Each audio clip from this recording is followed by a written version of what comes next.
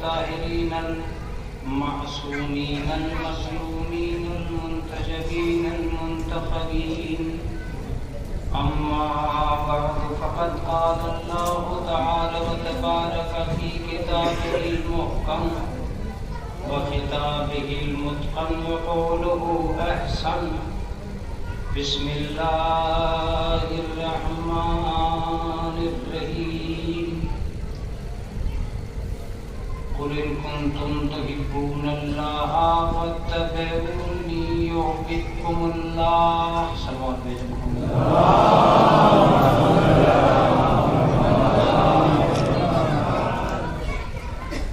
عزیزان گرامی، یہ ایک ایصال ثواب کی مجلس ہے اور رنگوں کی یادگار سماعت اس مجلس میں موجود ہے. اتوار کا یہ دن ہم لوگوں نے وقف ایصال ثواب کر دیا، اس لیے اکثر و بیشتر ہمارا مجمع اتوار کے دن میں بعنوان ایصال ثواب امام حسین کی بارگاہ میں ہوتا ہے. بہرحال اس علاقے کی ترجمانی ہے اور مجھے ایک آیہ کریمہ کے ذیل میں کچھ گفتگو کرنا ہے، جس کے ذریعے سے میں چاہتا ہوں کہ میرے سامعین جو یہاں موجود ہیں اس میں علماء حضرات بالخصوص اس کی طرف متوجہ رہیں گے اور ایک طالب علم کی محنت جو اس سلسلے میں ہے اس کے اوپر غور و فکر کریں. کل تک مجھے یہ بھروسہ نہیں تھا کہ میں آپ کی خدمت میں پہنچ پاؤں گا، لیکن اتفاق وقت ہے کہ حالات سدھرے اور میں آ پاؤں. اس وقت سر دست جو میں نے آیہ کریمہ چاہتا ہوں کہ آپ کی خدمت میں پیش کروں، اس کا تعلق موت ہی سے ہے. یا ایھا الذین ھادوا ان زعمتم انکم اولیاء للہ من دون الناس فتمنوا الموت ان کنتم صادقین. اے یہودی، اے یہودیوں، اگر تم یہ سمجھتے ہو کہ تم ہی اللہ کے ولی ہو تو تمہیں چاہیے کہ تم موت کی تمنا کرو، اگرچہ اپنے اس دعوے ولایت میں سچے ہو. آیہ کریمہ میں ذاکرین کا یہ کہنا ہے کہ موت پا مجلس پڑھنے کے لیے یہ بہترین آیت ہے، اور اکثر و بیشتر ہوتا بھی ہے کہ علماء و واعظین اس آیت کو عنوان بناتے ہیں اس طرح کہ بھئی یہ موت پر پڑھی جانے والی مجلس فتمنوا الموت، تم موت کی تمنا کرو، یعنی موت پر مجلس پڑھی جا رہی ہے. لیکن میں نے یہ سوچا کہ قمر سلطان اگر واقعاً قرآن یہی چاہتا تھا کہ موت کے عنوان سے یہ آیت ہے تو اس نے الگ سے ایک لفظ کا اضافہ کیوں کیا؟ فتمنوا الموت، تم موت کی تمنا کرو. اس کا مطلب تو یہ ہوا کہ موت الگ موضوع ہے، تمنائے موت الگ موضوع ہے. موت کا موضوع بعد میں ہے، تمنائے موت کا موضوع پہلے ہے. میں کہنا یہ چاہ رہا ہوں کہ ایک آیت قبر کے ادھر کی ہے اور ایک موضوع قبر کے ادھر کا ہے. مرنے کے بعد کا موضوع الگ ہے، مرنے سے پہلے کا موضوع الگ ہے. آج آپ کے تعاون سے میں یہ چاہوں گا کہ بحث موت پہ نہ کر کے تمنائے موت پہ کریں. اور اگر تمنائے موت موضوع ہے ہی نہیں تو قرآن کیوں کہہ رہا فتمنوا الموت، تم موت کی تمنا کرو؟ اس کا مطلب موضوع تو ہے تمنائے موت، ہم نے اس کو سوچا نہیں. اب کیا عجیب و غریب بات ہے کہ ایک مسلمان تو یہ کہہ کے دامن چھڑا لیتا ہے کہ صاف بات تو یہودیوں سے کہی جا رہی ہے، ہم سے کیا کہنا ہے؟ یہودیوں، اگر تم یہ سمجھتے ہو کہ تم اللہ کے دوست ہو تو تمہیں چاہیے کہ تم موت کی تمنا کرو اگرچہ سچے. میں نے کہا بھائی بات سچی ہے، یہ تو یہودیوں سے کہا جائے. تو مسلمانوں کا کیا لینا ہے؟ لیکن قرآن مجید کبھی کبھی بات یہودیوں سے کہتا ہے اور قیامت تک کے مسلمانوں کو اسی آیت میں رکھتا ہے۔ آپ کہیں گے کہ مولانا یہ بات تو سمجھ میں نہیں آئی۔ دیکھیے میں ایک صاف بات کہہ دوں اور ایک واضح بات کہہ دوں کہ اگر خطاب یہودیوں سے ہوا ہے تو کیا مسلمانوں سے خطاب نہیں ہے؟ مباہلے کے میدان میں اللہ نے کہا تھا فَنَجْعَلْ لَعْنَتَ اللَّهِ عَلَى الْقَوْمِ الْكَاذِبِينَ، اس قوم پر لعنت ہو جو جھوٹے ہیں، وہ قیامت تک کے جھوٹے اسی آیت میں ہیں۔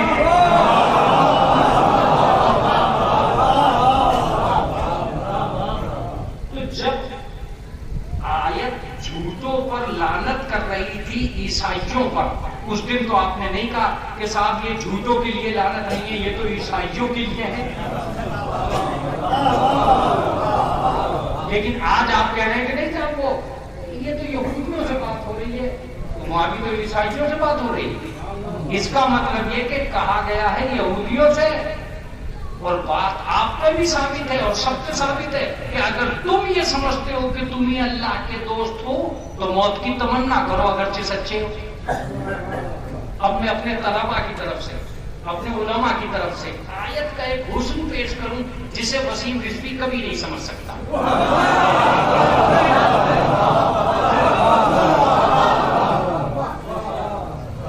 اگر وہ حسن آپ کی سمجھ میں آ جائے تو آپ یقین رکھیے موت کی تمنا کرو اگرچہ تم سچے ہو۔ خدا کی قسم جانے نثار ہو جائیں قرآن مجید کی بلاغت پر۔ اس آیت میں یا ایھا الذین ہادوا ان زعمتم انکم اولیاء للہ، اگر تم یہ سمجھتے ہو کہ تم اولیاء ہو تو تمہیں چاہیے کہ تم موت کی تمنا کرو، ہم یہ سمجھ لیں گے کہ تم سچے ہو۔ اس کا مطلب یہ کہ تمنائے موت بیچ میں ہے، ادھر ولایت ہے ادھر صداقت ہے۔ وہ بولیں گے جنہوں نے مجلس کا لطف لینا آتا، جن کو مجلس کا لطف لینا آتا، ادھر ولایت ہے اور ادھر صداقت ہے، بیچ میں ہے تمنائے موت۔ اس کا مطلب یہ کہ جس نے تمنائے موت نہیں کی نہ وہ ولی ہے نہ وہ سچا ہے۔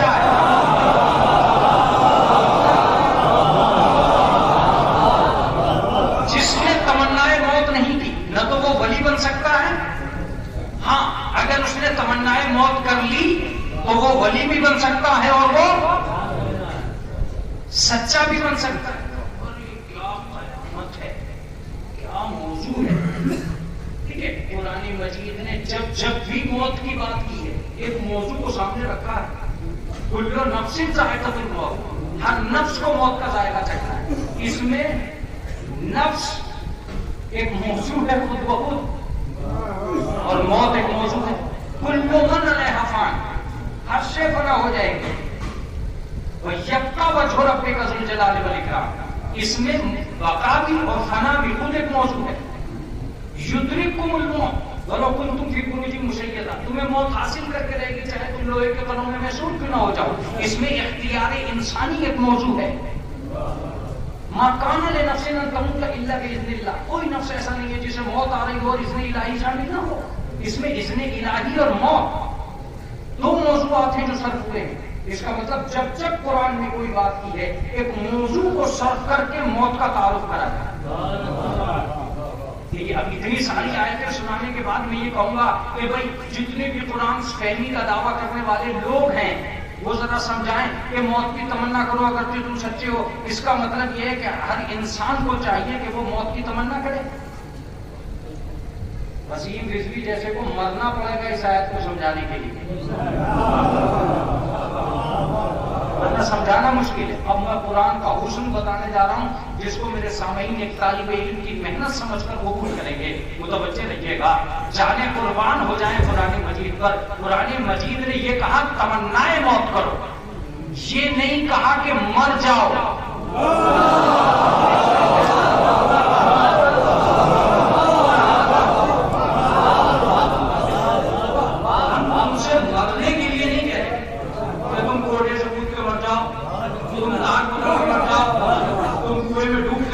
مرنے کے لیے نہیں کہہ رہے ہیں، البتہ تمنائے موت کے لیے کہہ رہے ہیں۔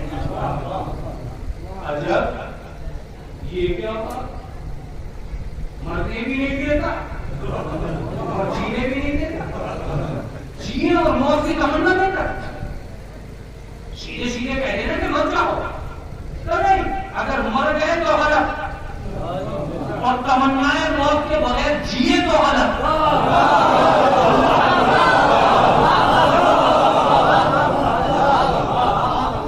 اگر آپ تمنائیں موت کے بغیر جیے تو غلط، اور اگر آپ مر گئے آپ بدل گئے تو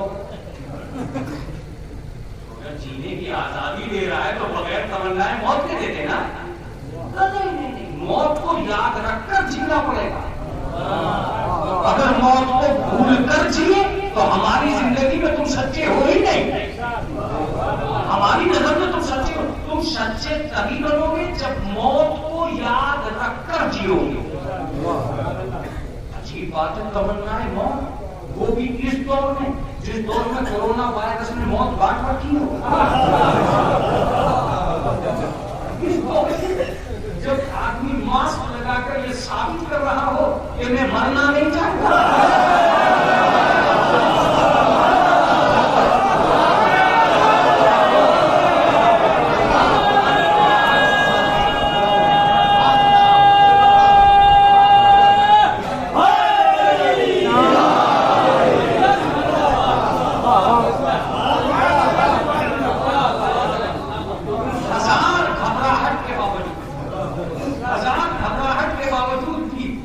ویکسین لگوائی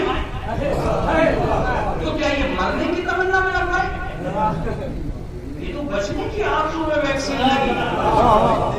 ورنہ تو پھر کیا اگر موت دے کر بھی ویکسین لگتی تو نہ لگواتے. مگر چونکہ مرنے کی تمنا تو کرتا ہی نہیں. دنیا کا ہر آدمی جینے کی تمنا کرتا ہے.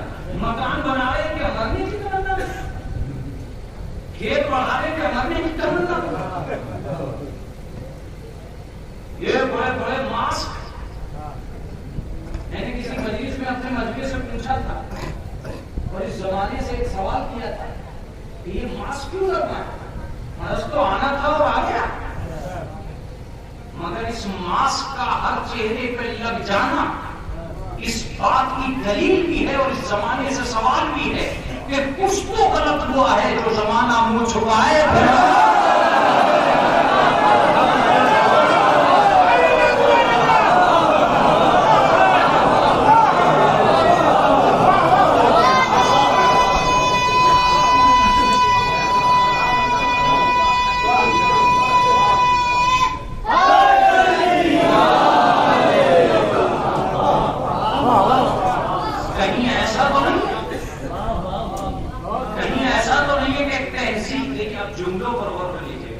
کہیں ایسا تو نہیں ہے کہ تہذیب صحت آپ کو اس قدار ملے گی کہ قدرت کو پابندیاں بٹھانی پڑی اور آپ شر سے منہ چھپانے لگے.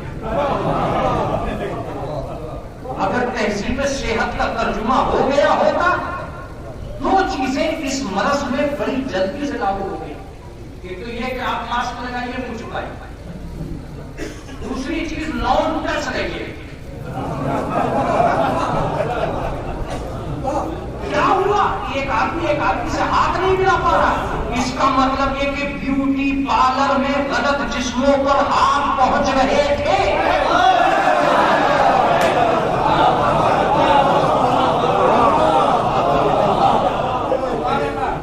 اگر غلط جسموں تک ہاتھ کے نہ پہنچنے کا امکان نہ ہوتا تو مرض دوا کے ذریعے سے علاج ہوتا ہے. ناؤن ٹچ کوئی علاج نہیں ہے. مگر تم نے اتنا غیروں کے بدن پر ہاتھ رکھا کہ مشیت نے کہا کہ ہاتھ ملانے کی بھی اجازت نہیں ہوگی. اب کیوں نہیں بیوٹی پارلر ترقی کر رہے؟ کیوں نہیں مساج پارلر ترقی کر رہے؟ ہر محلے میں مساج پارلر کھل رہا ہے. کس کا جسم کس کا ہاتھ؟ تم نے یہی نہیں دیکھا کہ غیرت کہاں مر گئی؟ اب ذرا ہاتھ ملا کر دکھلا. اب کون یہ ملا رہے ہیں؟ تم نے دیکھا غلط ہاتھوں کے ملنے نے صحیح ہاتھوں کو ملنے سے انکار کر دیا.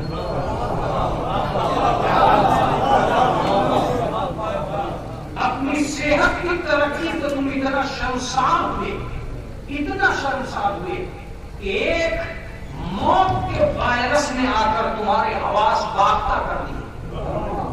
یہ جملہ سن کے جائیے گا.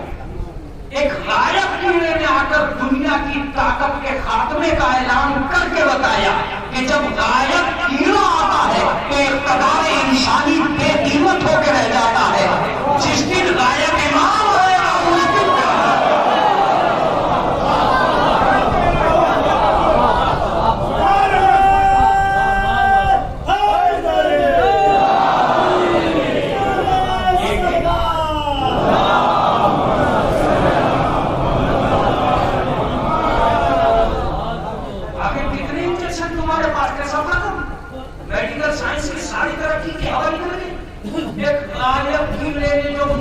اس دن ہاتھ جوڑے کھڑے رہے اور اس سے کہتے رہے تو مارے گا کہاں ہے رسول اللہ بچانے والی. اس کا مطلب غائب کیڑے نے آ کر ایک یقین سے ملا دیا کہ کسی بھی وقت دیکھت سے کوئی ایسی طاقت آ سکتی ہے جو موجودہ ترقیوں کو ختم کر دے گی. اب یہ جملہ کتنا اچھا ہے کہ جس دن ذوالفقار آئے گی اس دن بم کا دم نکل جائے گا.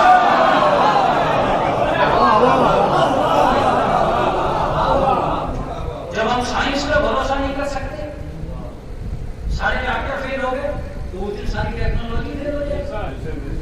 جب وہ آئے گا تنہا کھڑا ہوگا, تنہا, اور کسی کی کوئی تلوار کام نہیں کر رہی ہوگی, اس کی تلوار کام بھی کر رہی ہوگی اور 40 گز بڑھتی رہی ہوگی, گھٹتی رہی ہوگی, اور تم کچھ نہیں کر پاؤ. اگر زمانہ وائرس کے سامنے کچھ نہ کر پایا تو حقیقت کے سامنے کوئی کیا کرے گا.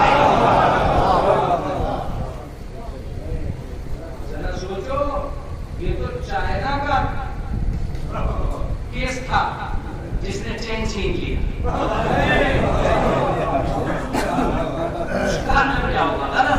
میں آپ کی خدمت عالیہ میں اپنے موضوع سے متعلق ہو کر یہ عرض کرنا چاہتا ہوں کہ دنیا کے اندر اگر تمنائے موت کا لفظ صحیح ہے تو کیوں یہ رنگ برنگی کیپسول کھائے جا رہے ہیں, کیوں یہ ٹیبلیٹس میں کلر بڑھتا جا رہا ہے, کیوں اسپتالوں کی ڈیمانڈ ہو رہی ہے, کیوں یہ ڈاکٹر بڑھائے جا رہے ہیں.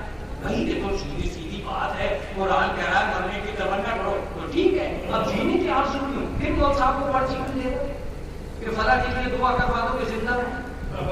کسی مولوی صاحب کو دعا کرتے دیکھا ہے جس نے یہ دعا کی کہ فلاں صاحب کے لیے دعا کیے مر جائیں؟ سب تو یہی دعا کراتے ہیں کہ جیتے رہیں. تو تمنائے موت کہاں سے پیدا ہوگی؟ اگر کوئی قرآن کو سمجھا سکتا ہے تو سمجھائے. تو تمنائے موت کیسے پیدا ہوئی؟ کوئی تو ہو جو نکل کے یہ کہے کہ میں مرنا چاہتا ہوں. تمنائے موت کا مطلب یہی تو ہے کہ مرنا چاہتا ہوں. اس کا مطلب تمنائے موت تو پیدا ہوئی نہیں. تو جب تمنائے موت ہی پیدا نہیں ہو رہی ہے تو یہ سارے جھگڑے کیوں ہو رہے ہیں؟ اس کا صحیح مطلب یہ ہوگا کہ ایک فریضہ انسانی یہ بھی ہے کہ آپ مرنے سے پہلے موت کی تمنا کو ذہن میں رکھیں. میں نے پوچھا پروردگار کیا مطلب؟ کہا دو ہی گروہ ہوں گے, کچھ وہ ہوں گے جو مرنے کی تمنا رکھتے ہوں گے اور کچھ وہ ہوں گے جو مرنے کی تمنا نہیں رکھتے ہوں گے. کچھ جیئیں گے موت کو یاد رکھ کے اور کچھ جیئیں گے موت کو یاد رکھے بغیر. میرا مجموعہ اگر متوجہ ہو گیا تو یہ دیری جو ہوئی ہے یہ ختم ہو جائے گی. متوجہ رکھیے گا. میں نے کہا کیا مطلب؟ کہا دونوں میں فرق ہے. کچھ وہ ہیں جو موت کو یاد رکھ کر جیتے ہیں اور کچھ وہ ہیں جو موت کو یاد رکھ کے بغیر جیون بتاتے ہیں. جو موت کو یاد نہیں رکھتے وہ کسی کو جینے نہیں دیتے.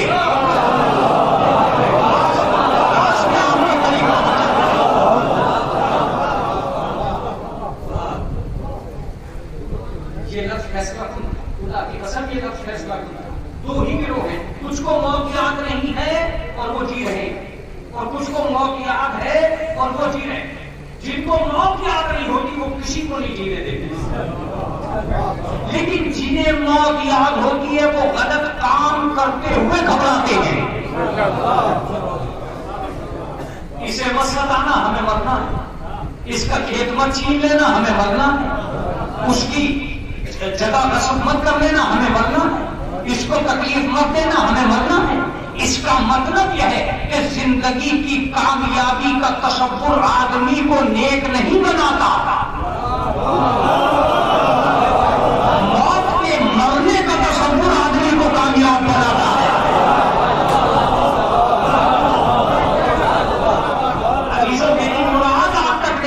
आ रही है इसलिए मैं लफ्ज को बदलूंगा। मौत का तसव्वुर आदमी को कामयाब बनाता है, जीने की आरज़ू इंसान को कामयाब नहीं बनाती। अब मेरा लफ्ज है और तर्जुमा हो गया तो ठीक है, नहीं हुआ तो कोई बड़ी बात नहीं है। जिन्हें मौत याद है वो सब्र करते हैं, जिन्हें याद नहीं है वो जब्र करते हैं।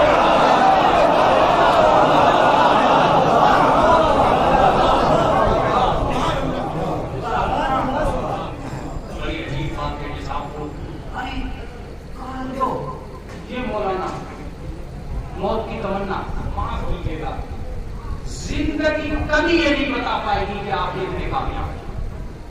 मौत का तसव्वुर ही बताएगा कि आप इतने कामयाब। यही वजह थी कि वो कामयाब तरीन इंसान जो जिंदगी के हर लम्हे में कामयाब था, उसने मरने से 3 दिन पहले ये नारा लगाया, फुज़्तु बिरब्बिल काबा।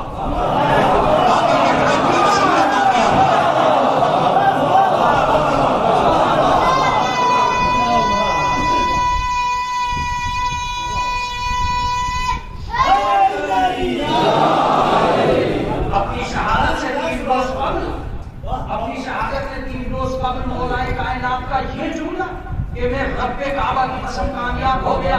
इस बात की दलील है कि मौला सारी दुनिया को ये मैसेज देना चाहते थे कि जिंदगी की रानाइयों में फजाइल से आशना होकर कामयाबी का नारा मत लगाना। जिंदगी कामयाब गुजारकर मौत से हमकिनार होने पर जिंदगी की कामयाबी का नारा लगाना। इसका मतलब जिंदगी ये नहीं बताएगी कितना कामयाब है, मौत की अच्छाई बताएगी कितना कामयाब है।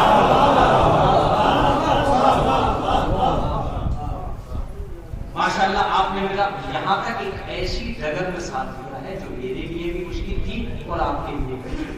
आपके लिए मुश्किल ये थी कि मौत को मंजिल बहुत आसान है, लेकिन तमन्नाए मौत तो मेरे लिए भी मुश्किल है। तो मौलाना ये क्या बात हुई कि मरने की तमन्ना?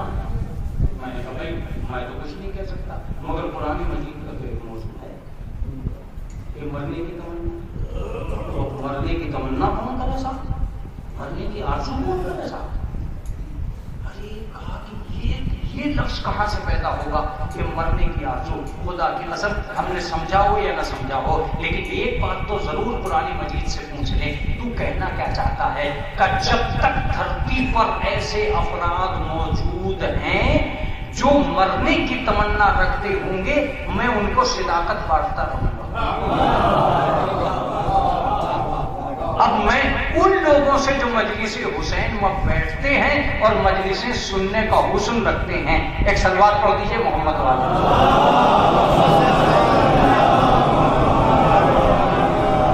देखिए ये सलवात आपको बार बार भी पढ़नी पड़ सकती है, इसलिए कि बड़े बाबू की अपनी जरूरियात है। एक सलवात पढ़ दे मोहम्मद वाले।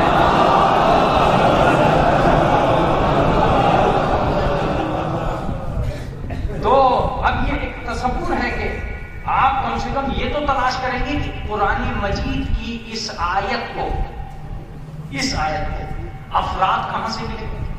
जब तक धरती पर कुछ लोग ऐसे पैदा नहीं हो जाते जो कम से कम सुबह से शाम तक ही सही रज़ाए हक की खातिर ये ऐलान न करें कि हम मरना चाहते हैं, तब तक आयत को मिस्दाक नहीं मिलेंगे। मोहल्ला मोहल्ला घूमिए चाहिए और ढूंढिए कि सुबह से शाम तक ही सही कोई ये ऐलान कर रहा है कि पहले मुझे मरना है।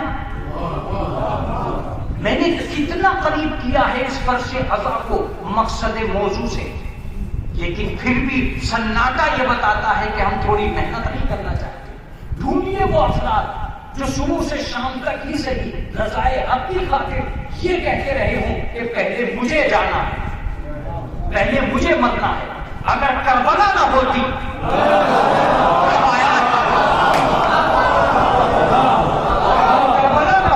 तो ऐसे अफराद न मिलते दुनिया के अंदर जो ये कहते हुए नजर आ रहे थे। अकबर कह रहे थे पहले मुझे जाना है, अब्बास कह रहे थे पहले मुझे जाना है, हबीब कह रहे थे पहले मुझे जाना है, सुहैल कह रहे थे पहले मुझे जाना है। इस जमाने में जहां दुनिया जीना चाहती है, करबला वाले ये क्यों कह रहे थे कि पहले हमें मरना है? इस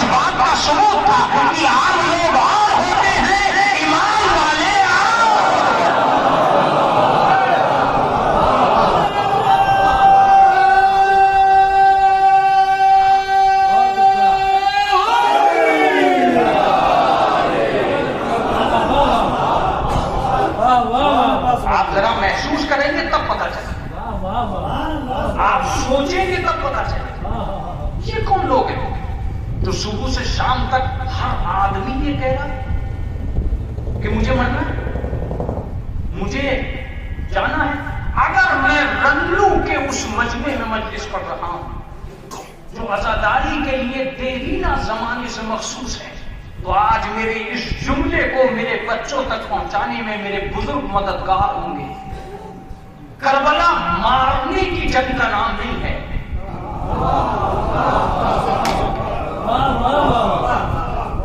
میں نے کہا تھا کہ میرے بزرگ میرا ساتھ دیں گے. یہی وجہ ہے کہ صبح سے شام تک ایک بھی سپاہی نے حسین سے یہ کہہ کر اجازت نہیں لی کہ مجھے مارنے کے لیے بھیجیے. یہی کہا مجھے مارنے کے لیے.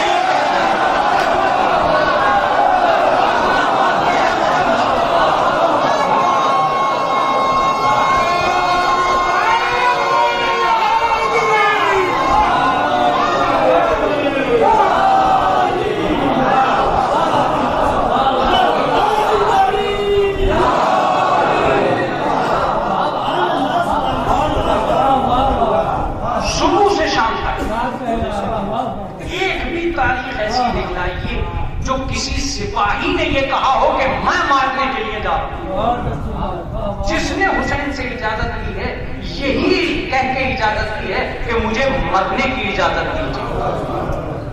تمنائے موت کا اس سے بڑا عنصر کہیں پیدا ہوگا کیا جملہ ہے؟ تمنائے موت کا اس سے بڑا عنصر کہیں پیدا ہوگا. چونکہ آپ نے مجھے سراہا ہے اس لیے میں دوسرے لفظ کی طرف اشارہ کرنا چاہتا ہوں.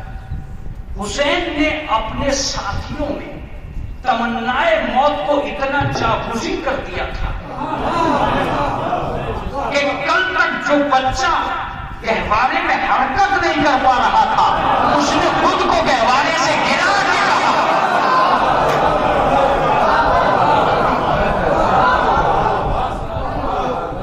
خود کو گہوارے سے گرایا اور گرا کے کہا کہ میں تمنائے موت کا وہ جذبہ اپنے دل میں رکھتا ہوں. اب آپ یہی کہو گے کہ مولانا کسی بچے سے آپ یہ ثبوت نہیں دے سکتے کہ کربلا میں تمنائے موت کا جذبہ اس قدر جاگزی ہو گیا تھا. میں کہوں گا اصغر 1 گھنٹہ پہلے کیوں نہیں جھولے سے گرے, 2 گھنٹے پہلے کیوں نہیں جھولے سے گرے. اس کا مطلب یہ ہے کہ بھوک پیاس کی وجہ سے بچہ نہیں بلبلایا تھا, نصرت حسین کی وجہ سے بچہ بلایا. اب آپ یہ ضرور کہیں گے کہ مولانا ایک بچے پر یہ نہیں کہا جا سکتا کہ وہ بچہ اپنے آپ کو کسی نصرت کے لیے تیار کرے گا. اگر یوسف کے لیے ایک بچہ جھولے میں گواہی دے سکتا ہے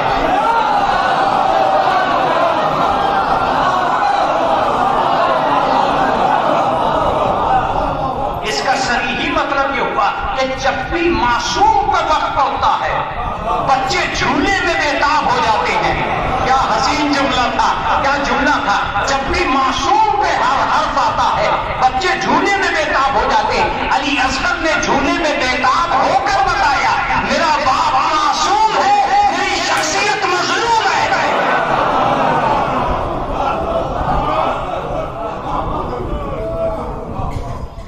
امام حسین کی بے گناہی کا ایک ثبوت جناب علی اصغر بھی ہیں. جناب علی اصغر بھی ہیں. آپ یہ ضرور کہیں گے کہ مولانا جناب علی اصغر کی کیا فضیلت ہو سکتی ہے؟ سب سے بہترین فضیلت یہ ہے کہ یہ وقت کا دوسرا علی ہے جو معصوم کے ہاتھوں پر میدان میں آیا ہے. بات جلدی میں گم ہو گئی. وہ پہلا علی تھا جو نبی کے ہاتھوں پہ یہ بتانے آیا تھا کہ یہ سچا ہے. یہ دوسرا علی ہے جو حسین کے ہاتھوں پہ یہ بتانے آیا ہے. پہلا علی نبی کے ہاتھوں پہ تھا, دوسرا علی امام کے ہاتھوں پہ. جب امام لے کے چلے تو یہ چھوٹا سا قد کیا کر سکتا تھا. مولانا وسیع صاحب قبلہ مائزید کے جو پرنسپل ہوئے انہوں نے کتاب لکھی ہے شیر خان, اور سچی کتاب اردو ادب میں رسالے کے طور پر نہیں لکھی ہے. رسالے کے طور پر سب سے بہترین کتاب وہی لکھی ہے. کہتے ہیں کہ جناب علی اصغر دستاویز کربلا کے لیے ایک مرتب شہادت نامے پر ثبوت کامل ہے. یہ اس دور کی زبان ہے جو میں نے بول دی، یہ اس دور کی زبان ہے، ثبوت کامل ہے۔ وہ کہتے ہیں کہ دستاویز چاہے کتنی ہی بڑی کیوں نہ ہو، مہر چونکہ چھوٹی ہوتی ہے۔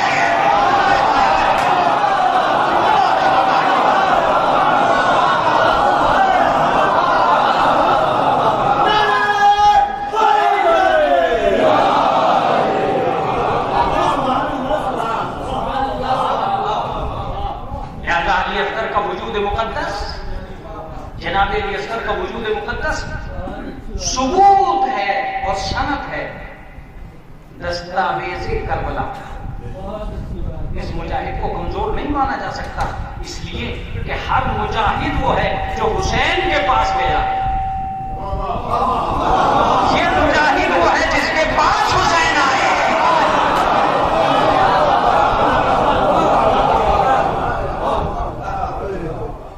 ہر مجاہد حسین کے پاس گیا ہے، یہ مجاہد وہ ہے جس کے پاس حسین آئے ہیں۔ ایک لفظ ایک اور عالم دین کا ہے جسے میں آپ کے سامنے استعمال کرنا چاہتا ہوں۔ مولانا ظہیر عباس صاحب اللہ جارجوی اپنی رو میں پڑھا کرتے تھے کہ جناب علی اصغر کی بہادری کا عالم یہ تھا کہ حسین نے زیبا نہیں سمجھا کہ یہ بچہ گھوڑے کی زین پہ جائے، اسے اپنے ہاتھوں پر لے گئے،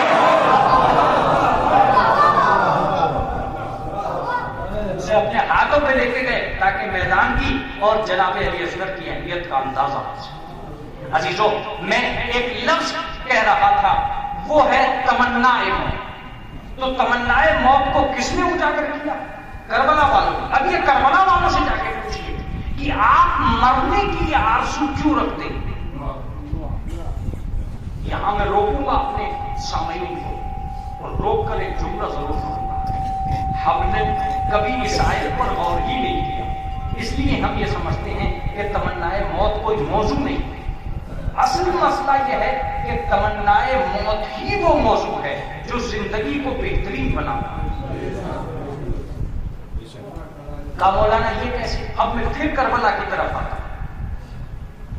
دنیا کے اندر جب کربلا کا آغاز ہوا تو ایک موضوع کا بھی آغاز ہوا جس کا نام ہے تمنا موت۔ موت بہت بات کی بات ہے۔ تمنا موت ایک موضوع اجاگر ہوا کربلا کے شروع ہونے سے پہلے، کربلا کے آغاز سے پہلے۔ آپ کہیں گے مولانا یہ ثابت کہاں سے ہے؟ میں آپ سے ایک سوال کرتا ہوں، کربلا کیوں ہوئی؟ کا دین بچانے کے لیے۔ یہ کلمے کے شریک بھائیوں کا وہ جملہ ہے جو میری قوم پر لاگو کر دیا گیا ہے دین کی محبت میں۔ بہت سارے جملے ایسے ہوتے ہیں جو کہے جاتے ہیں دین کی محبت میں اور جا کے ثابت ہوتے ہیں دین کی عداوت میں۔ حسین کی طاقت کو کم کرنے کے لیے کربلا کو اہم بنایا جا رہا ہے اس جملے میں۔ میں تو جو پڑھتا ہوں پڑھ کر رہوں گا، آپ جو سنتے ہو سن کر رہوں گا۔ کیا مولانا میں آپ سے ایک لفظ پوچھتا ہوں، کیا امام حسین علیہ السلام دین بچانے کے لیے کسی کربلا کے محتاج ہیں؟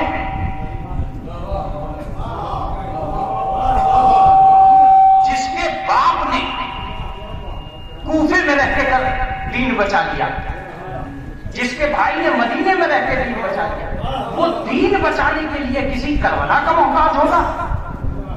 اس کا مطلب یہ کہ حسین کربلا میں دین بچانے کے لیے نہیں گئے تھے، وہ جہاں رہتے دین بچا لیتے۔ دیکھیے بیدار ہونا شروع ہو جائیے، میں ایک لفظ کہوں گا، وہ جہاں رہتے دین بچا لیتے۔ مقصد کچھ اور ہے، میں ایک ہی مقصد کی طرف متوجہ کروں گا۔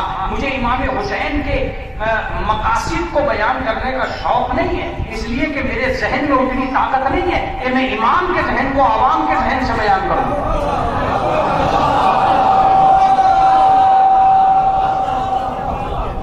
یہ میرا ذہن ہے، میرا ذہن۔ میں کربلا کے سامنے کھڑے رہ کر یہ اعلان نہیں کر سکتا کہ مقصد کربلا یہ تھا۔ مقصد کربلا کو کون سمجھے گا؟ حسین نے ایک دن کی کربلا کو قیامت تک کی تفسیر پہ رکھا ہے۔ اگر میری بحث میں یہاں کا مجمع نہیں بولا تو کہیں کا مجمع نہیں بولے گا۔ ایک دن کی کربلا کو قیامت تک کسی سال بند نہیں ہو رہی ہے، بند ہو سکتی تھی اگر کربلا مکمل ہو جاتی۔ کربلا جب تک مکمل نہیں ہوگی عزاداری ہوتی رہے گی۔ اس کا مطلب حسین کے ایک دن کی تفسیر کا نام عزاداری ہے۔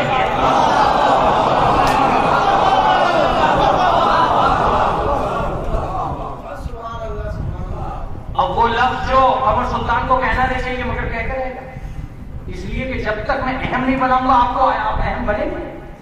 آپ کی طاقت اتنی مجبور ہو چکی ہے کہ آپ ایک دن کی کربلا کو سننے کے لیے 10 دن کا عشرہ رکھتے ہیں۔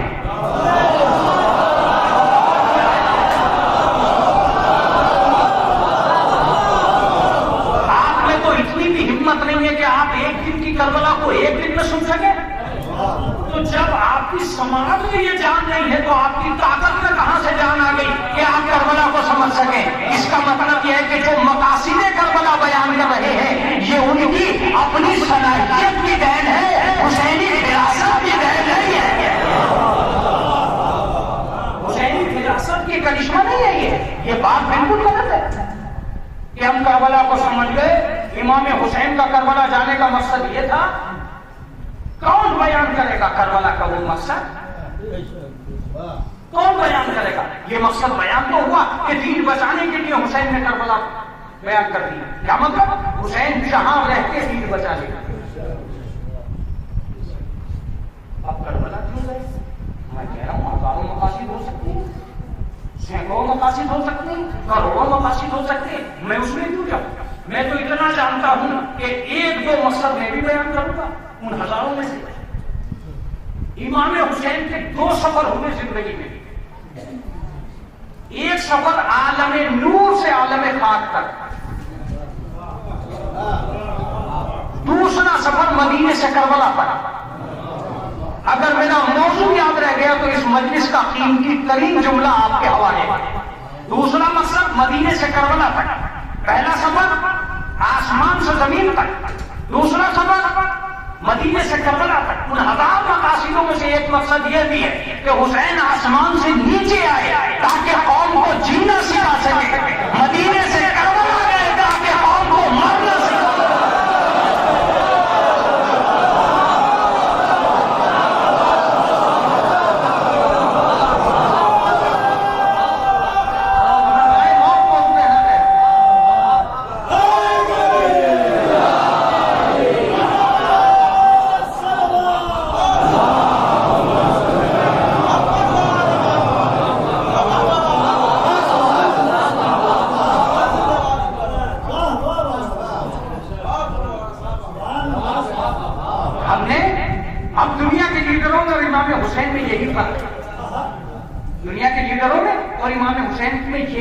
ہر کتاب اٹھا کے دیکھ لیجیے گا، ہر لیڈر اٹھا کے دیکھ لیجیے گا، ہر اسکالر اٹھا کے دیکھ لیجیے گا، ہر وہ آدمی جو اپنے آپ کو قوم کا قائد ملت سمجھتا ہے اس کی دنیا دیکھ لیجیے گا، آپ کو اندازہ ہو جائے گا کہ اس دنیا کے اندر سوائے حسین کے کوئی دوسرا لیڈر نہیں ہے جس نے اپنی قوم کو مرنا بھی سکھایا ہو۔ آپ کو بیدار ہونا پڑے گا، ساری دنیا اپنی قوم کو جینا سکھاتی ہے، حسین نے اپنی قوم کو مرنا بھی سکھایا ہے۔ یہی وجہ ہے کہ ہر قوم مر سکتی ہے، حسین کی قوم نہیں مر سکتی۔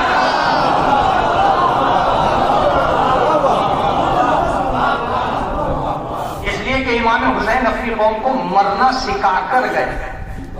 آپ کہو گے کہ مولانا وہ کون سا مرنا تھا؟ وہ میں ایک لفظ میں کہوں گا اور میرا مجمع گونجتا رہ جائے گا۔ امام حسین نے اپنی قوم کو جینا بھی سکھایا اور مرنا بھی سکھایا۔ جب عمر سعد نے یہ کہا کہ حسین کیوں مر رہے ہو، 8ویں دن کی گفتگو میں یا 6ویں دن کی گفتگو میں، اگر صحیفہ شہادت کی حوالے سے بات کروں، 6ویں دن کی گفتگو میں تو امام حسین سے کہتا ہے کہ حسین کیوں مرنا چاہتے ہو؟ امام حسین فرماتے ہیں اتخوفنی بالموت، کیا تم مجھے موت سے ڈراتا ہے؟ کیا تم مجھے موت سے ڈراتا ہے؟ مولا فرماتے ہیں کہ جب مرنا ہی ہے تو کیوں نہ شہادت کی موت مرا جائے۔ میرا موضوع کیوں نہ شہادت کی موت مرا جائے۔ اب اٹھتے اٹھتے ایک جملہ کہا، ذلت کی زندگی سے عزت کی موت۔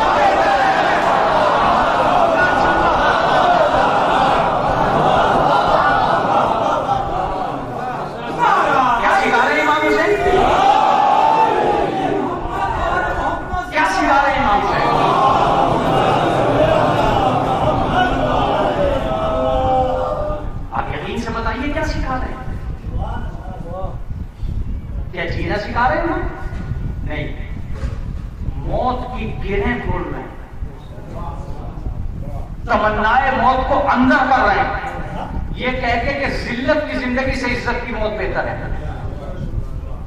زندگی کو کتنا پستہ قد بنا دیا امام حسین نے موت کے سامنے۔ اگر ذلت کی زندگی سامنے ہو رہی ہو تو عزت کی موت دوبارہ کر لینا۔ دنیا کا کوئی آدمی ہے، سب یہی کہتے رہے ایسے جینا اور ویسے جینا۔ حسین نے یہ بتایا کہ ایسے مرنا اور ویسے مرنا۔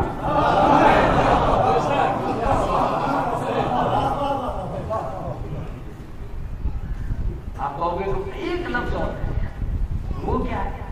دنیا میں کوئی آدمی ایسا ہو ہی نہیں سکتا کہ صاحب وہ تمنا ہے موت۔ میں یہ کہہ رہا ہوں کہ ایک جگہ نہیں ہے یہ جو میں کہہ رہا ہوں، ایک جگہ نہیں ہے یہ۔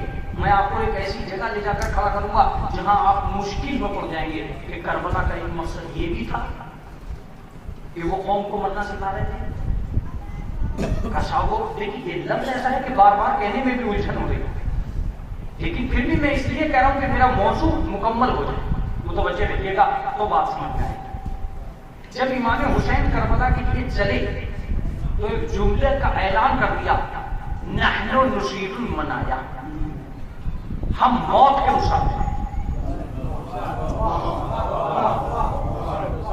اب کہیے کہ دین بچانے کے لیے گئے، اب کہیے کہ دین بچانے کے لیے گئے، کہنا لازمی ہے، کہیے کہ دین بچانے کے لیے گئے تھے، مگر قیامت تک کے لیے ایک بات اور ثابت کر گئے کہ دین بچانے کے لیے سر کاٹنے کا لشکر بنانا لازمی نہیں ہے۔ ایک لشکر ایسا بھی بناؤ جو سر کٹانے کے لیے گھر سے نکلے۔ اگر مجلس میرے سامنے آ چکی ہے اور سامعین میرے بیان سے متصل ہو چکے ہیں، اب ایک لفظ سنیے، امام حسین کے علاوہ کوئی گروہ اب تک ایسا ہے ہی نہیں جو گھر سے لشکر کی شکل میں نکلا ہو یا جمعیت کی شکل میں نکلا ہو اور یہ کہہ کے نکلا ہو کہ ہم سر کٹانے جا رہے ہیں۔ یہ شعر جو مولویوں کو یاد ہے وہ اس کے اسناد کے اوپر بحث ہے کہ ان کان دین محمد لم یستقیم الا بقتل فیا سیوف کو گزری، اگر دین محمد کا قیام میرے قتل کے بغیر ممکن نہیں ہے تو آؤ تلواروں میری گردن پہ کرو۔ یہ امام حسین کی طرف منسوب کیا جاتا ہے شعر۔ بہرحال اس سے یہ تو ترشح ہوتا ہے کہ امام حسین کو پورا پتا تھا کہ میں کہاں جا رہا ہوں،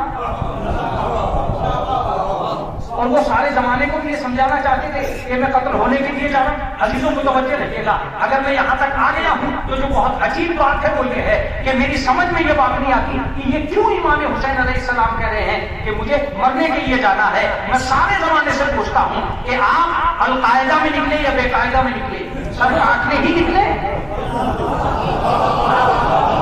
آپ افغانستان سے نکلے یا سیریا سے نکلے، سر کاٹنے ہی نکلے؟ آپ یمن سے نکلے یا یمن سے نکلے، کہیں سے بھی نکلے سر کاٹنے ہی نکلے؟ کبھی کوئی لشکر ایسا بھی ہو جو سر کٹانے کے لیے نکلے؟ میں لفظ کہہ کر اتر جاؤں گا تو میری اسکوٹی رہ جائے گی۔ حسین نے کربلا بنا کے ثابت کر دیا کہ آتنکوادی کون ہوتے ہیں، جہادی کون ہوتے ہیں۔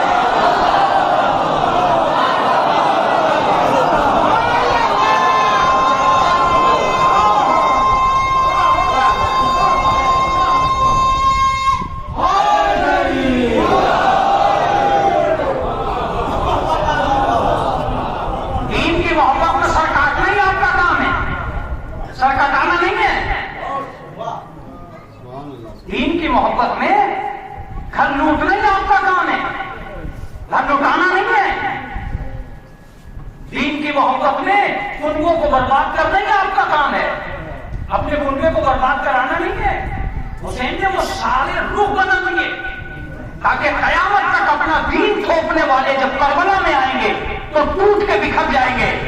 اس آدمی نے تو سر کاٹنے کا نام دین رکھ دیا، سر کٹانے کا نام دین رکھ دیا۔ سر کاٹنا کیا مطلب؟ سر کاٹنا تو دین ہے ہی ہے۔ تو مولانا تم بھی بڑی بڑی باتیں کہہ رہے ہو، سر تو علی نے بھی کاٹے ہیں، مولویوں سے بھی آگے ہیں کچھ لوگ کہ سلوات پڑھو محمد علیہ وسلم۔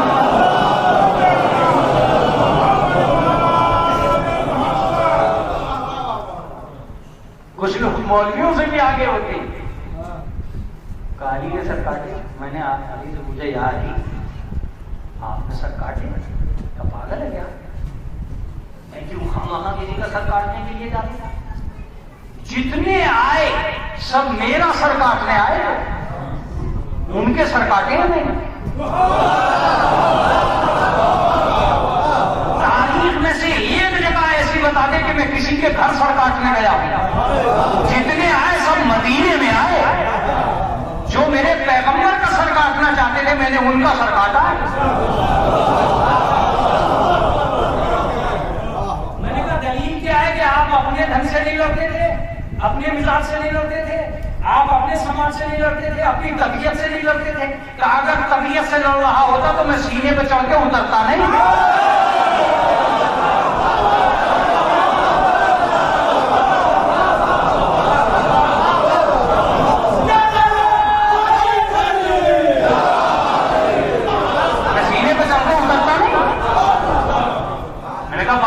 ٹھیک ہو رہی ہے کہ آپ سینے پہ چڑھ کے اتر آئے، لیکن اور کوئی دلیل ہے آپ کے پاس کہ آپ نے اپنی مرضی سے سر نہیں کاٹے؟ آخری بات سنیے، اگر میں اپنی مرضی سے سر کاٹ رہا ہوتا تو میرے گھر کا کارخانہ ہوتا، اپنے گھر سے تلواریں بنا کے لاتا، آسمان سے تلوار نہ آتی۔ آسمان سے تلوار آنے کا مطلب اللہ یہ کہہ رہا تھا لو علی تلوار۔ باپ دادا کی تلوار سے تھوڑی لڑ رہا تھا، ذوالفقار سے لڑ رہا تھا، تو جب اللہ ہی تلوار بھیج رہا ہے۔ میں نے کہا مولا علی پھر بھی کوئی اور دلیل جو آپ کے پاس ہو کہ اگر میں اسلام کے لشکر میں نہ ہوتا تو کافروں میں ہی بہادر ہوتے، مسلمانوں میں بہادر نہ ہوتے۔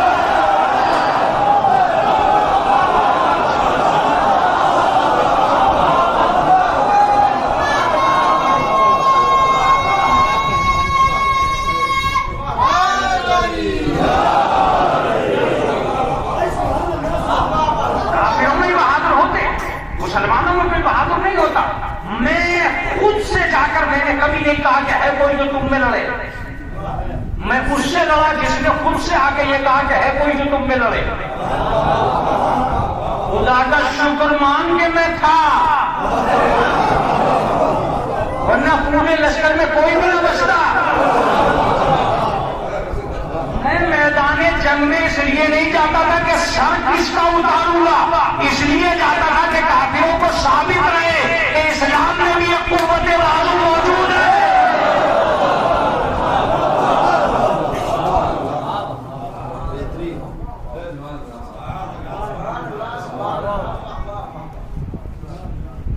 طاقت کا جملہ ہے، آ گیا ہے۔ رسول اگر میں نہ ہوتا تو اسلام کے لشکر میں فرار ہوتا، کرار نہ ہوتا۔ فراری کا لشکر ہوتا، کراری کا لشکر نہیں ہوتا۔ تو اس کا صریحی مطلب یہ ہوا کہ امام حسین علیہ السلام نے ایک لفظ ثابت کر دیا۔ وہ کیا؟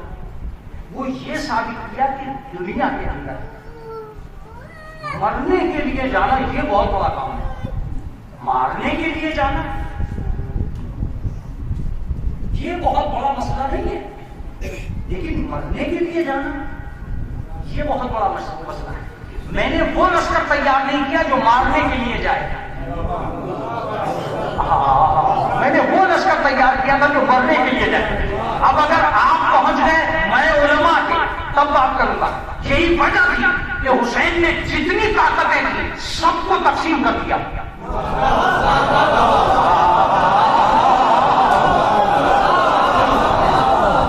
جتنی طاقتیں تھیں سب کو تقسیم کر دیا۔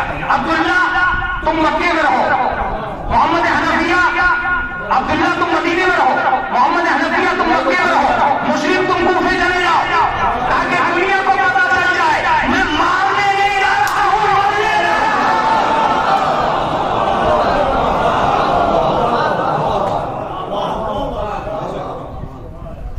میں مارنے نہیں جا رہا ہوں۔ یہ جنگ وہ نہیں ہے جو کسی امامہ دھاری کے سمجھ میں آ جائے پاکستان کے اندر۔ یہ جنگ وہ ہے کہ قیامت تک تم نہیں سمجھ سکتے کہ میں نے عبداللہ کو مدینے میں کیوں چھوڑا۔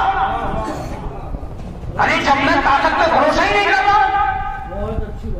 جب میں مارنے کے لیے جا ہی نہیں رہا، تو مجھے کیا ضرورت پڑی ہے کہ میں عبداللہ جیسے شوربا کو لے کے جاؤں، میں محمد حنفیہ جیسے بہادر کو لے کے جاؤں؟ میرا مقصد لڑنے میں مارنا نہیں ہے، مرنا ہے۔ اب اگر مرنا ہے تو اس کا صریحی مطلب یہ ہوا کہ میں بہادری ثابت کرنے کے لیے نہیں جا رہا ہوں جو ان بہادروں کو ساتھ لوں، میں یہ ثابت کرنے کے لیے جا رہا ہوں کہ اس دنیا کے اندر موت کے چہرے کو نکھارنا یہ حسین کا کام ہوگا، لہذا میں جا رہا ہوں۔ اب ایک لفظ میں آپ سے پوچھتا ہوں اور اس کے بعد آپ ثابت کریں گے کیوں چھوڑا؟ کہ صاحب کو جناب عبداللہ کو معرفت نہیں تھی، اس معرفت کا جواب دینے جا رہا۔ جب عبداللہ نے تیسری مرتبہ یہ کہا کہ میں آپ کو نہیں چھوڑ سکتا، مکی کے پہاڑ تک آیا عبداللہ، تو جناب امام حسین نے کہا کہ عبداللہ میں تمہیں ساتھ نہیں دے سکتا، اس لیے کہ اگر تم نہیں رہے تو میری نیابت کرنے والا کون؟ اس کا مطلب یہ ہے کہ شجاعت کی وجہ سے نہیں چھوڑا تھا، نیابت کی وجہ سے چھوڑا تھا۔ جملہ ہے جو میری نگاہوں میں محمد حنفیہ نے کہا میں ساتھ چلوں گا بھائی، یا تو زینب کو یہیں چھوڑ دو یا مجھے ساتھ لے لو۔ کہ نہیں بھائی، اگر میں چلا گیا اور تم بھی چلے گئے تو مکہ خالی ہو جائے گا، لہذا تمہیں یہاں رہنا پڑا ہوگا۔ جب خط آئے اور ان خطوں کو پڑھا تو جناب مسلم سے کہا کہ تم میری نیابت میں تم بھیجا دو، لڑنے کے لیے نہیں بھیجا تھا جناب مسلم کو۔ تو دنیا یہ سمجھ رہی ہے کہ انہیں معرفت نہیں تھی، اگر انہیں معرفت نہیں تھی تو اتنے دن کے بعد ہمیں معرفت ہے؟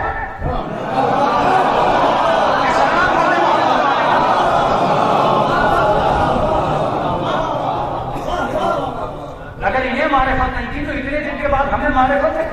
مگر میں ایک لفظ کہتا ہوں کہ انسان جب تک نہیں کھلتا ہے جب تک وہ اہل بیت کے بارے میں زبان نہیں کھولتا ہے، جب اہل بیت کے بارے میں زبان کھولے گا تبھی پتا چلے گا یہ یزید کے قبیلے کا ہے کہ حسین کے۔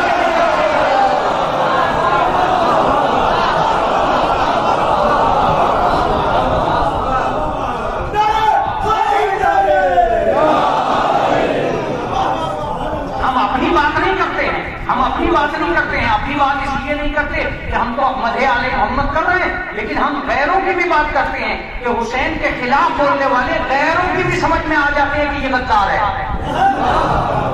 آپ کو بھی مولانا نہیں سمجھ میں آئی؟ جب تک ذاکر نائک اپنی منمانی کرتا رہا کسی نے کچھ نہیں کہا، جیسے حسین کے خلاف بولا ہماری سرکار سمجھ گئی ہے۔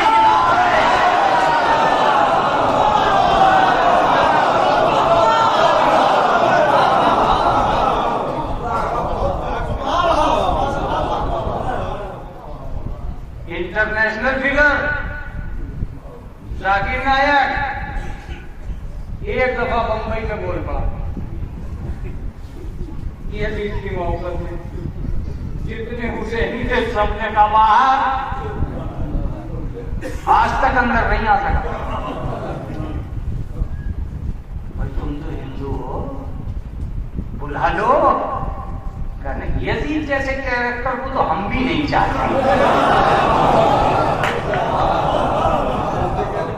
یزید تو ہمیں بھی برداشت نہیں، رام راج کے سامنے ہم مسلمانوں کو چاہے کچھ بھی لا کے، لیکن رامن راج تو ہم بھی نہیں لانا چاہتے، لہٰذا یہ آدمی ہمیں برداشت نہیں۔ تو غرض میں آپ کی خدمت عالیہ میں یہ عرض کر رہا تھا اس دنیا کے اندر کہ تمنائے موت اگر ایک لفظ نہ ہوتا تو امام حسین علیہ السلام کبھی بھی یہ لفظ نہیں کہتے نحن نصیل المنایا۔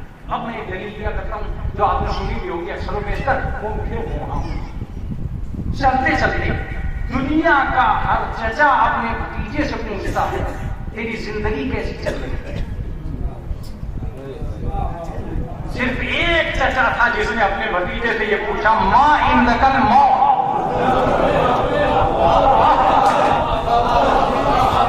میرے لال میرے نزدیک موت کیسی ہے؟ اے حسین دنیا اپنے بھتیجوں سے پوچھتی ہے زندگی کیسی ہے، تم پوچھ رہے ہو موت کیسی ہے؟ کہا تو نہیں جانتا میں زندگی کے چہرے نکھار چکا ہوں، اب موت کا چہرہ نکھارنے جا رہا ہوں۔ ما عندک الموت، تیرے نزدیک موت کیسی ہے؟ چنانچہ وہ جتنا مہان چچا تھا اتنا ہی عظیم بھتیجا تھا.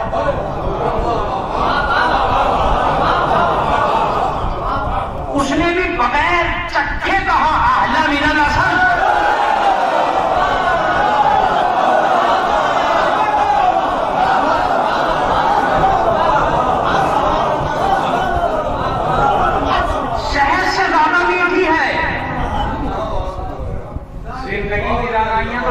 بڑی اچھی چل رہی ہے چچا جان, بڑی پیاری زندگی گزر رہی ہے, کسی نے کہا بڑی پیاری موت ہے.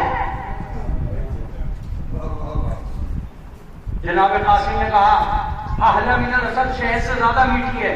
یہ قاسم تم بغیر چکھے کسی چیز کا ذائقہ کیسے بتا سکتے ہو؟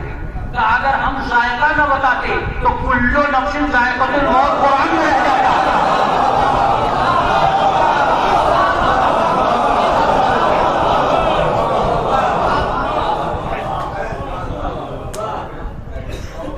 ذائقہ موت قرآن میں رہ جاتا. ہم نے ذائقہ موت کو میدان میں لایا, ہم میدان میں لائے, اور میدان میں لا کے میں نے کہا قاسم یہ بتاؤ کہ تم نے احلی من الاسد کیوں کہا؟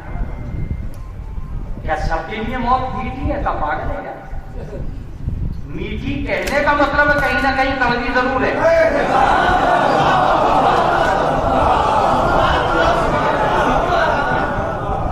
اگر ہر آدمی کو موت آئے گی تو کسی کی کڑوی کسی کی میٹھی. میں نے کہا میٹھی کس کی ہے کڑوی کس کی ہے؟ کہ جو حسین کے پاس کھڑا ہو اس کی میٹھی ہے, جو یزید کے پاس کھڑا ہو اس کی کڑوی ہے.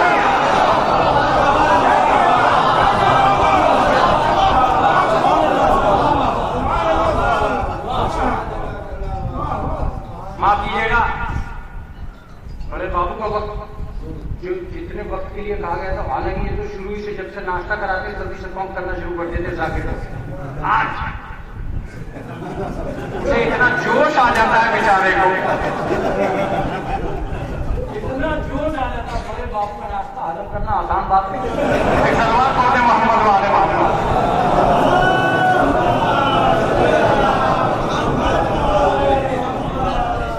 یہ بیمار آدمی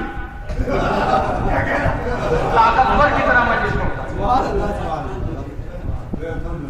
خدا کا شکر ہے کہ ایک عظیم مجمع کے سامنے آج میں نے اس بات کو اس لیے ڈسکس کیا کہ اصلی چیز جینا نہیں, اصلی چیز وہ حقیقی موت ہے جس تک پہنچنا ہر مومن کی ذمہ داری ہے. یہ وجہ ہے کہ امیر المومنین نے اپنا تعارف, کامیابی کا تعارف موت کے ذریعے کرا. اب میں چونکہ ساری مجلس ختم کر چکا ہوں, اب مجھے اس سے زیادہ نہیں جانا ہے, لیکن ایک 2-4 منٹ کی اجازت چاہتا ہوں.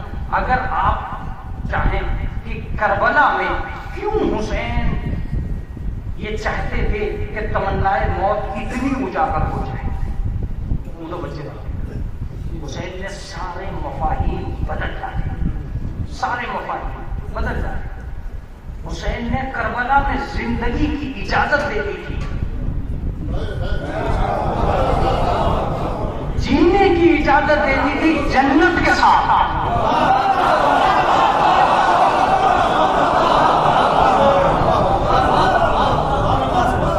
میرا دوسرا لفظ رائدہ نہیں جانا چاہیے. حسین نے جینے کی اجازت دے دی تھی جنت کے ساتھ. اصحاب نے موت قبول کر لی حسین کے ساتھ.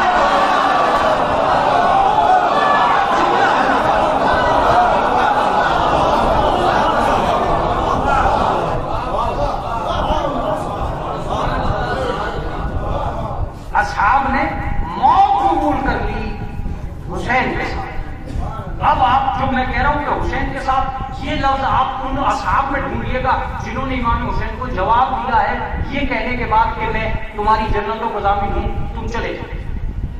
تب انہوں نے کہا ہے کہ مولا اگر 70 مرتبہ بھی موت آئے تو آپ ہی کے ساتھ مرنا گوارا کریں. اس کا مطلب وہ موت کو قبول کر لیتے حسین کے ساتھ. میں نے کربلا والوں سے پوچھا کہ تمہیں زندگی کے ہوتے ہوئے مرنا اتنا اچھا کیوں لگ رہا؟ کاش میرا یہ جملہ پہنچ جائے میرے لوگوں تک. تمہیں زندگی کے ہوتے ہوئے مرنا اتنا اچھا کیوں لگ رہا ہے؟ کہ سن، اگر مقتل میں حسین جیسا کھڑا ہو تو زندگی سے زیادہ بہتر موت ہے.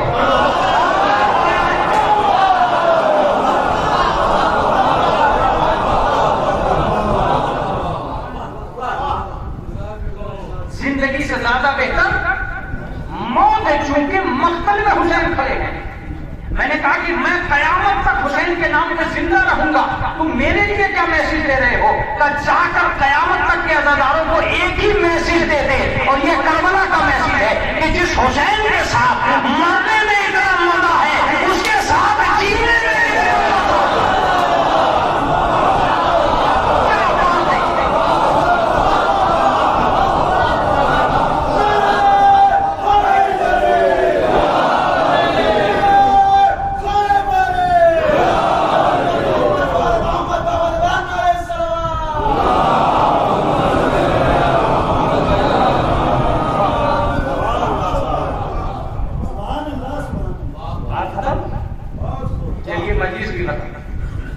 اب میں آپ سے یہ پوچھتا ہوں، زندگی کی کسی بھی عمل نے آپ کو جنت دی؟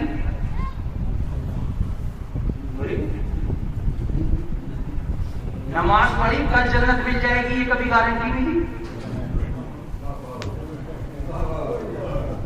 روزے رکھے پرسوں جنت کا کھانا مل جائے گا، یہ گارنٹی نہیں. اگلی برس جب آئے گا تو اللہ کی طرف سے افطار ہوگا، یہ گارنٹی ملی. زندگی بھر زندگی عمل کرتی رہی، جنت کی کوئی گارنٹی نہیں. لیکن ادھر مرے، قرآن مجید نے کہا ابشروا بہ الجنۃ التی کنتم بہا توعدون، انہیں جنت کی بشارت دے دو جس کا ان سے وعدہ کیا گیا تھا. ارے اس کا مطلب یہ کہ زندگی بھر زندگی پریشان رہی، جنت ایک دن دکھائی نہ دی. لیکن آج مرے کل جنت. معبود کیا زندگی کو بھروسے جنت پر رکھے گا؟ کیا بھروسے جنت ہی تو زندگی گزارو، کیونکہ زندگی اس لائق نہیں ہے کہ اس میں جنت کا یقین دلاتے ہیں. کیونکہ جس دن تمہیں جنت کا یقین دلا دیا گیا تم تو اکڑ جاؤ گے، گناہ کرنے لگے تو ہم کیا کریں گے؟ تم گناہ کرنے لگے تو ہم کیا کریں گے؟ کسی کے بگڑ جانے کا کوئی وقت تھوڑا ہی ہوتا ہے. کوئی منصب سے پہلے بگڑ جاتا ہے، کوئی منصب کے بعد بگڑ جاتا ہے. تو بھروسہ ضروری تو نہیں ہے نا کب بگڑ جائے کوئی آدمی. جو بگڑنے کے اپنے اپنے ضرب ہیں، کسی کو جلتی نہیں ہے. بالکل 100 روپے جیل لیے 1 لاکھ روپے ڈل گئی، دوسرے کی چاٹا مار دیا. ایسے ایسے بھی تو ہے کہ جلدی نکل جاتی. لہذا تمہیں ہم بشارت جنت کی اس وقت دیں جب تم مر جاؤ. میں نے کہا مالک ہم بھی نہیں چاہتے، مگر یہ دور ہر آدمی کے ہاتھ میں نیٹ کا دور ہے. تیری جنت تو گوگل سے بھی پرے ہے.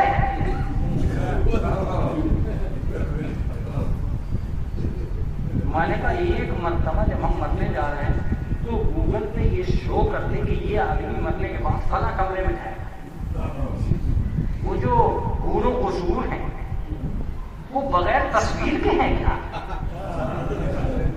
خالی لفظوں میں دیکھ دیکھ کے خوش ہوتے. ارے آج ساری دنیا کے ملک شو ہیں، یہ لندن ہے، یہ جاپان ہے، یہ ہے، یہ وہ ہے. تو بھی شو کرتے کہ یہ جنت ہے، یہ حور و قصور ہے، یہ نہریں ہیں، یہ کوثر ہے. کیا جا رہا ہے ایک بچہ نیٹ پہ بیٹھ کے جی لے گا کہ میں فلاں کمرے میں جانے والا ہوں. غلط، تم غلط کہہ رہے. تم یہ بات مجھ سے کیوں کہہ رہے ہو کہ میں جنت شو کروں؟ میں نے کہا پھر کیا ہندوستان کو وہ شو کر رہا ہے جس نے ہندوستان بنایا تھا؟ میں نے کہا کون؟ کہا وہ شو کر رہے ہیں جن کے آج ہاتھ میں ہندوستان ہے. میں نے کہا کہنا کیا چاہتا ہے؟ کہا مالک جنت شو نہیں کرے گا کہ کون کس جنت میں جائے گا، وارث جنت شو کرے گا کون کس جنت میں جائے گا. مجلس تمام کرنے جا رہا ہوں. میں نے کہا کیا مطلب؟ کہ یہ بات مجھ سے مت کہ کون سی جنت میں جائے گا، کسی وارث جنت کو پکڑو. تمہیں بتا دیں گے کہ تم کون سی جنت میں جائے گا. وہ میثم کو بتا کر گئے تھے.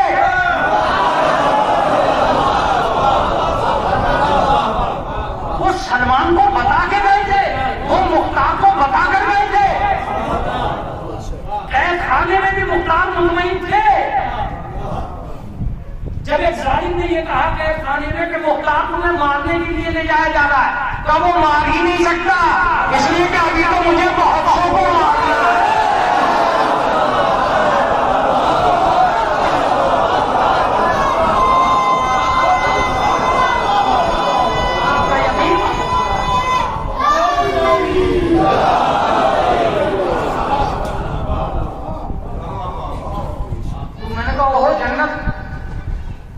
جنت تم اور اسنل کر چکا,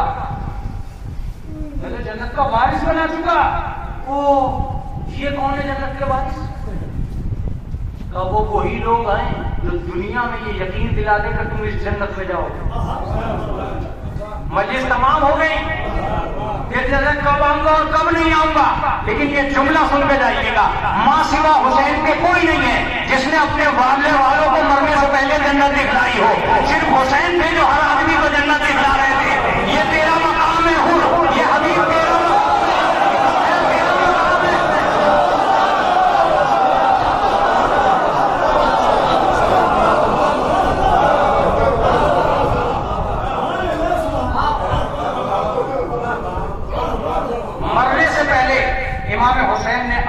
ہر مرنے والے کو اس کا مقام جنت میں دکھلا دیا تھا. اور جب حسین جنت کا مقام دکھلا رہے تھے تو یزیدیت کی قیامت تک ہار کا اعلان ہو رہا تھا. کا یزید ملک رہ کا وعدہ کر سکتا ہے, دے یا نہ دے,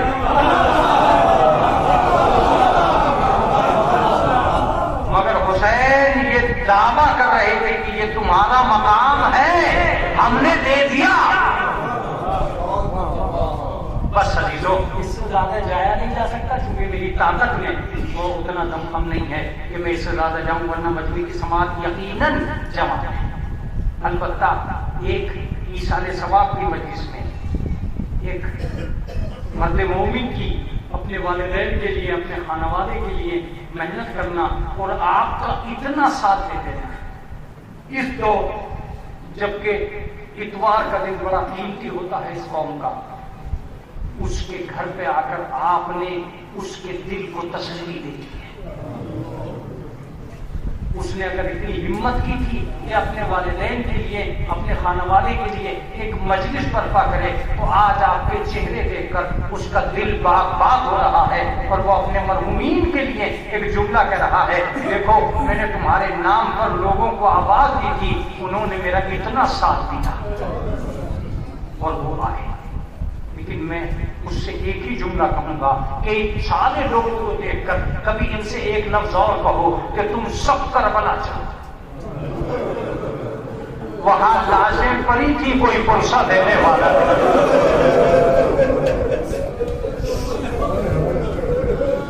وہاں سید سجاد سے کوئی یہ کہنے والا بھی نہ تھا کہ تیرے باپ کا انتقال ہو گیا, تیرا خانوادا مارا گیا. آپ جانتے ہو میں ایک لفظ کہنے جا رہا ہوں, ایک پرسہ دینے والوں, کبھی اس لفظ پرسہ کو اہل بیت کے گھر لے کے جاؤ تو تمہیں معلوم ہوگا کہ جناب سید سجاد نے ایک خیمہ لگایا مدینے کے باہر, اس کا نام رکھا خیمہ تعزیت, پرسے کا خیمہ. ایک دل اداس اس میں بیٹھے ہوئے تھے کہ جناب زینب وہاں تشریف لائی, اور جناب زینب نے دیکھا کہ میرا بھتیجا تنہا خیمہ تعزیت میں اداس بیٹھا ہے. کہا بیٹا کیا بات ہے؟ کہا پھوپھی جان جتنا سوچا تھا اتنے لوگ پرسہ دینے نہیں دے.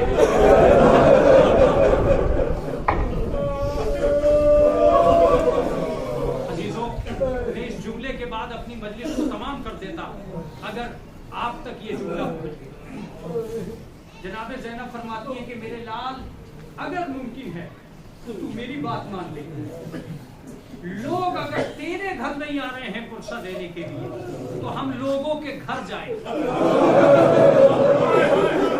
और हम उनसे कहेंगे कि हमें पुरसा दो, इसलिए कि हमारा भरा घर उजड़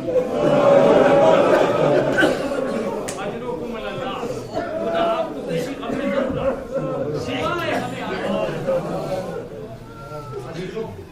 ये पुरसा और ये ताज़ियत होती है जो इमाम हुसैन अलैहिस्सलाम के खानवादे पर गुजर गई। रिवायत ये बताती है कि इमाम हुसैन अलैहिस्सलाम की ताज़ियत का ये सिलसिला बड़ा तवील। लेकिन आज मैं एक बीबी का जिक्र करना चाहता हूं। वो बीबी जो अपने घर में दिन की धूप रात की ओस में बैठी रहती है।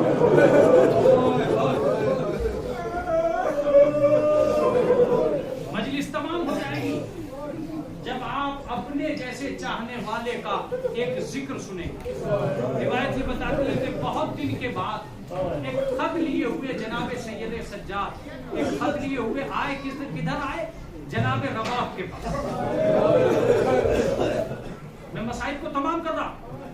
जनाब रबाब के पास एक खत लिए हुए और अब जो जुमला कहा वो सुनिए। जनाब सैयद सज्जाद कहते हैं, अम्मा रबाब, मुख्तार ने हमें पुरसे का खत लिखा। खुदा आपको सलामत रखे, खुदा आपको जिंदा और सलामत रखे, अल्लाह इन आंसुओं पर रहमत नाज़िल फरमाए। मैं आज तुमसे एक बात कहना चाहता हूँ, जब जब इमाम हुसैन की मजलिस में बैठो किसी चीज का ख्याल मत करो। जनाब इमाम जाफर सादिक के जुमले पर नजर रखो, ऐ हमारे जद पर रोने वालों कभी घुट घुट के न रो, इसलिए कि हमारे जद को तड़पा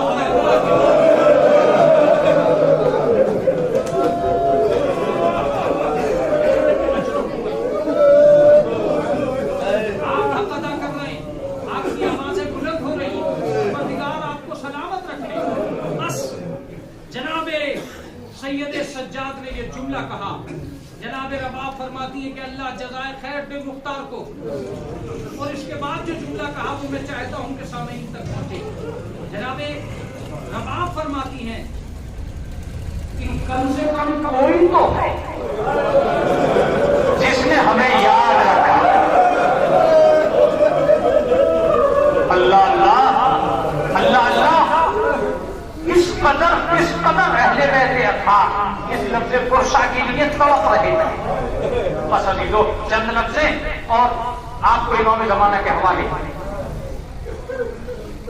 जनाब मुख्तार ने दूसरा जुमला, जनाब सैयद सज्जाद ने दूसरा जुमला कहा। अम्मा, मुख्तार ने खत में लिखा है कि हुरमुल्ला बिन काहिल असदी मारा गया। रिवायत बताती है कि जैसे ये जुमला कहा, जनाब रबाब फरमाती है कि बेटा मुख्तार को लिखो कि काश तू करबला में होगा तो देखता कि मेरे बच्चे की कब्र किस तरह उखाड़ी जा रही है, किस तरह मेरे बच्चे को किले से शोभा से शहीद किया गया। मेरे लाल लिखते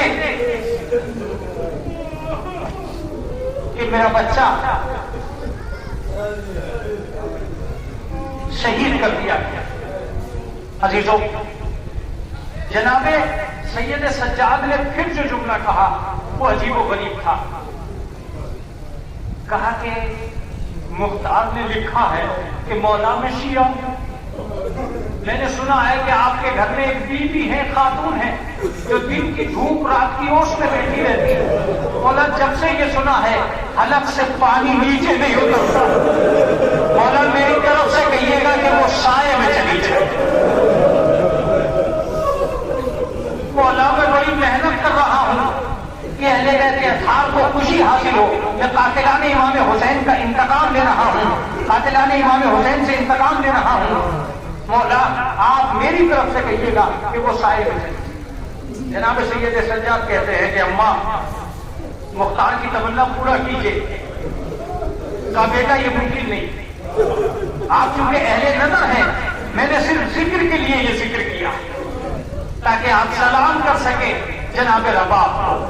روایت یہ بتاتی ہے کہ جناب سید سجاد نے یہ جملہ کہا کہ سید سجاد کی یہ آرزو ہے کہ آپ سائے میں چلے جائیں. جناب رباب فرماتی ہے کہ بیٹا تو جانتا ہے جب میں کربلا سے چلی تھی میرے والی و وارث کا جنازہ کربلا کے تپتے ہوئے ریتی پہ تھا. اب جناب سید سجاد نے اپنے تیور بدلے اور جناب سید سجاد فرماتے ہیں کہ آپ سے امام کہتا ہے. بس اتنا لفظ کہنا تھا کہ آپ سے امام کہتا ہے. جناب رباب نے اپنی گٹری کو سمیٹا اور سمیٹ کے ایک مرتبہ کھڑی ہوئی اور کھڑی ہو کے وہ قدم آگے بڑھی اور آگے بڑھ کے جملہ کا پروردگارا لاج رکھ لے اور یہ کہہ کے ایک مرتبہ قدم آگے بڑھائے. قدم تو آگے بڑھے مگر لفظ آ گیا, گردن بھڑکنے لگی. جناب زینب نے ہاتھ پھیلا دیے. جناب رباب زینب کے ہاتھوں پہ گری. جناب زینب نے لبوں کو ٹٹولا. آواز دی انا للہ وَإِنَّا إِلَيْهِ رَاجِعُونَ. رباب دنیا سے رخصت ہو گئی. اہل بیت کے گھر میں ماتم شروع ہو گیا. ایک گھر سونا ہو گیا, ایک گھر میں ماتم کا آغاز ہو گیا. انا للہ وَإِنَّا إِلَيْهِ رضا بقضائه وتسلیما لامره سيعلم الذين ظلموا أي منقلب ينقلبون. الہی بحق زہرا واقعہ وبالہا وبنیہا. پروردگار عالم جو حاضر مجلس سے ان کے اپنے مشکل کو حل کر. میرے معبود ہماری مرادوں کو کر لانا.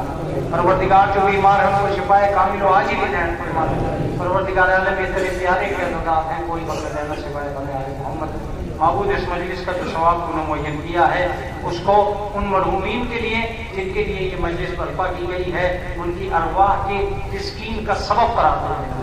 امام زمانہ کے ظہور میں تاجیل فرمانا. ایک مرتبہ سورہ حمد اور 3 مرتبہ سورہ اخلاص پڑھ کر والدین یاسین خان مرحوم, والدین حیدر عباس گڈو, خانوادہ مرحومین بو علی خان مرحوم,